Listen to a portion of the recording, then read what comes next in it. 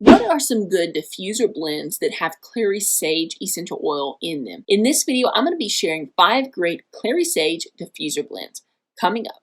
Hey, what's up? Melinda here as the oil coach, bringing you tips, tricks, and ideas for using your essential oils so you can live healthier, happier lives. Now, if you'd like to get a jump on these diffuser blends as well as 5 more great blends, then check out the description of this video because I have a free PDF of 10 great diffuser blends with Clary Sage essential oil. Now, let's jump right into today's video.